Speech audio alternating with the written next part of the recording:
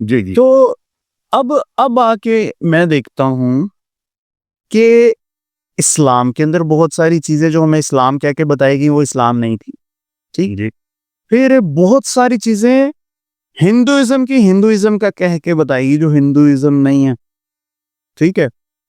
ये भी मेरे लिए बहुत सी यानी हम बचपन से सुनते हैं कि यार हिंदूज़ तो एक से ज़्यादा खुदाओं को मानते हैं, जी, जी। ठीक है? लेकिन अब आगे पता चलता है कि वो उसी एक ईश्वर की कुछ डिफरेंट प्रतिमा होती हैं, डिफरेंट अवतार होते हैं। मानते सनातन धर्म में एक ही डिवाइन पावर को ही माना जाता है, ठीक है? आपकी अंडरस्टैंडिंग क्या है इन चीज़ों को लेके? आप देखिए, मेरी जो अंडरस्टैंडिंग है, मैं आपको एक डिस्क्लेमर टाइप का दे दूँ, ना तो मैंने अपने पुराण पढ़े, ना आपका कुरान पढ़ा, ना बाइबल पढ़ा। जो कुछ इन सब भी किताबों के बारे में जानते हैं, वो थ्रू सोशल मीडिया सुनी-सुनाई, मतलब देयर इज़ नो ठीक है ना?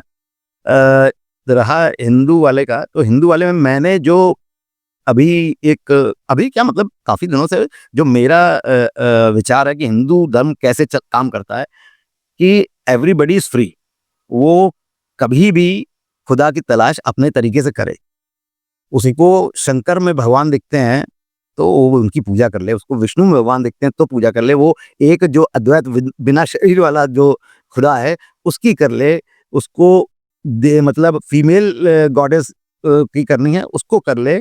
और मतलब और आज भी उसको जो करना है वो करे। मतलब उसको कोई ज़रूरी नहीं है कि जो ऑलरेडी पहले से एस्टेब्लिश्ड खुदाओं की डेफिनिशन दे दी गई है, उसी को उसको फॉलो करना, ऐसा नहीं। वो अपना खुदा खुद बनाए, खुद सही है। सर्च करे, खुद सीख करे, उसको खुदा की क्या सिफ़ात अच्छी लगती है, उसको हमारी ऑलरेडी बनाई हुई सिफ़ात से कोई वो नहीं है। लेकिन ये मेरा अपना पर्सनल है। ये लिबर्टी कह लीजिए या क्रिएटिविटी कह लीजिए, किसी को कुछ नहीं। मैं आपको एक छोटा-सा उदाहरण दूँ कि एक दफ़े मैं एक मंदिर हमारे क्या गणेश जी का बॉम्बे में काफ़ी अच्छा-सा मंदिर है, काफ़ी उसको लोग मानते हैं। तो मैं वहाँ गया, वहाँ गणेश की जो स्टैच्यू है, उसके हाथ में एक कंप्यूटर था। तो सवाल है कि कंप्यूटर, गणेश जी कंप्यूटर पे काम कर रहे हैं। Intermission प्रभाव नीरो नहीं, नहीं, कहीं हाँ, तो पहले एक मैं जो इसको चूँकि वही दिमाग में जो आपको पाइड अरे! ये गणेश जी तो ऐसे कभी होते नहीं है। चीज़ें डिस्कस नहीं किया। लेकिन कुछ दिनों बाद हमको ये फ़ील हुआ कि ये क्रिएटिविटी है। जिस आदमी ने आज की तारीख में उस गणेश जी की मूर्ति बनाई, उसने उनको आज के समय से कोरिलेट कर दिया। कि वो उस समय अगर कलम से लिखते थे, अगर आज के ज़माने में लिखेंगे तो कंप्यूटर से काम करेंगे। तो और फिर इस पे कोई वो भी नहीं है। फिलर अंसारी की Dinesh is God of knowledge and wisdom ऐसे ही है ना? स्टूडेंट्स जब बहुत ज़्यादा इनको इनकी पूजा करते हैं, ऐसे ही है? नहीं, नहीं मतलब हाँ, उसकी भी करते हैं लेकिन जब एक एजुकेशन वाली बात आती है तब एक फीमेल गॉडेस हैं सरस्वती, उनकी करते अच्छा, अच्छा। हैं। हाँ, बोल लेकिन है लेकिन लेकिन Ganesh is also God of wisdom. हाँ, तो ठीक है ना तो ले तो लेकिन मतलब ये है कि ये क्रिएटिविटी के लिए कोई रोक नहीं है। आपको खुदा को जैसे तसव्वुर करना हो, करो, कोई दिक्कत नहीं। नहीं मैंने रिसेंटली भी ना एक वो आए थे इंडियन भाई थे छोटे, तो मैंने उनसे सही एक पूछा नहीं थी यार कि इतने सारे हाथ किस तरह से होते हैं आपके भगवानों के? तो ये तो कोई इंसान की डिस्क्रिप्शन नहीं है। तो उन्होंने मुझे बताया कि नहीं भाई ये ज़्यादा हाथों वाले इंसान नहीं थे, ये इनकी सिद्धियाँ हैं। ये इनकी कैरेक्टर ट्रेट्स हैं इनकी वो सारी की सारी। तो उन्हीं कैरेक्टर ट्रेट्स यानी किसी ने अगर तलवार पकड़ी हुई है तो वो सेल्फ डिफेंस के लिए भी है, अटैक के लिए भी है। और किसी ने अगर कोई शंख पकड़ा हुआ है उसका एक अपना ही एक मतलब है। इसी तरह से लैपटॉप अगर पकड़ा हुआ है तो उसका मतलब यही है कि नॉलेज, विज़डम, और उसको जिसने नॉलेज। बनाने वाले ने उसको आज इस समय से मतलब लिंक किया और मुझे इसमें कोई बुराई नज़र नहीं आई। भाई आफ्टर ऑल उसकी क्रिएटिविटी है, वो भगवान को ऐसे ही देख रहा है तो ठीक सही। सही। भाई अच्छा, आज के ज़माने का बच्चा भगवान गणेश को क्या नाम पेन के साथ क्यों देखे या वो ओल्ड स्टाइल की कलम के साथ क्यों देखे? वो कंप्यूटर के साथ देख रहा है तो वो वैसे ही क्योंकि उस बच्चे का जन्म आज कंप्यूटर युग में है तो वो उसी के साथ से उसको परसीव कर रहा है and it is not a bad thing. ठीक है? बिल्कुल ठीक, सही है। अच्छा अब मुझे क्या ये बताइएगा कि हम मुसलमानों के अंदर ना पाकिस्तान में, इंडिया में, बांग्लादेश में आपस में भाईचारा हम लोगों में कम होता है।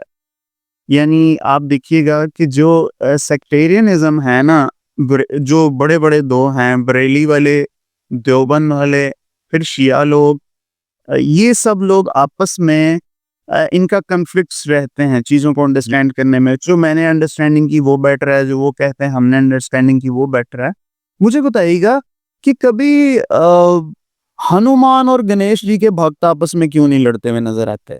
नहीं सर। कभी शेरा वाली माँ के जो है और शंकर भगवान के जो भक्त हैं, ये आपस में क्यों नहीं लड़ते? इन लोगों को क्यों नहीं आपस में ये होता कि यार मेरा भगवान राइट है या मेरा ज़्यादा इफ़ेक्टिव है, ऐसा क्यों नहीं है?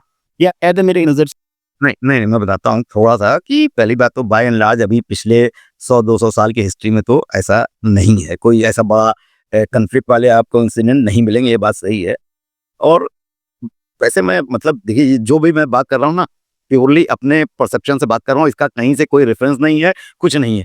ठीक है, मैंने आप पहले ही बोला था मैं नॉर्मल प्रूडेंस से जो सोच पाता हूँ वो है। मेरे को जब मैं करीब क्लास 8th या 10th के बीच में रहा होऊँगा, तो जब ये डिफरेंट मतलब क्रिश्चियनिटी और क्या नाम मुस्लिम्स एंड हिंदुइज़्म की जैसे कुछ भी छोटी-मोटी जो भी बातें थी, कोई बहुत लंबी डिबेट नहीं। तो जो बातें आती थी, तीनों में समानता क्या थी? जैसे क्रिश्चियंस हैं उनमें क्या वो प्रोटेस्टेंट और कैथोलिक क्या अगर मैं नहीं गलत प्रोनाउंस कर रहा तो 2 सेक्ट्स होते हैं ना, ठीक है ना?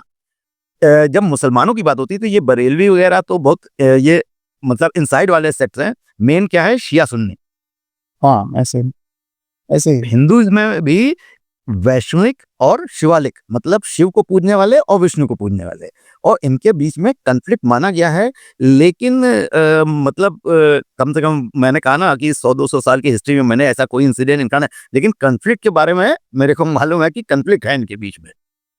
लेकिन अब ठीक है समय के साथ देखिए मैं एक्चुअली सबसे बड़ी बात बताऊँ मुझे क्या लगता है कि हमारे इंडिया में जो हिंदू मेजॉरिटी में है, लेकिन हमारे क्या जो रिलीजियस टीचिंग्स हैं, वो घर में जितनी आपको मिल जाए वो मिल जाए, आपको ओपन प्लेटफ़ॉर्म पे थ्रू सम स्ट्रक्चर्ड वे नहीं है। तो अब क्या है कि अगर मान लीजिए मैंने पुराण नहीं पढ़ा, तो अब पुराण में जो अच्छी बात है उसको भी मैं फ़ॉलो नहीं कर रहा, जो खराब बात है मैं उसको भी नहीं फ़ॉलो कर रहा। मैं क्या फ़ॉलो कर रहा हूँ, जो हमारे सोसाइटीज़ ने, हमारे मदर फादर ने, हमारी गवर्नमेंट ने जो हमारे अंदर कल्टिवेट कर दी, हम उसके हिसाब से चल रहे हैं। बिल्कुल ठीक। सही है। मतलब नहीं, बस क्या है, वजह क्या है? कॉन्फ्लिक्ट होता क्यों नहीं?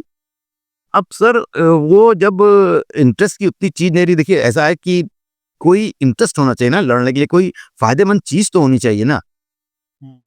तो आदमी लड़े जैसे मान लीजिए किसी क्या नाम मैंने अपने हिंदू सेक्ट्स का जैसे दे दिया कि शिवालिक और वैष्णविक। अब मान लीजिए किसी वैष्णविक को किसी शिव जी के मंदिर पे कब्जा करना हो तो वो कुछ सोचे, वो निकाले कहानी कि पहले यहाँ पे विष्णु जी का मंदिर था।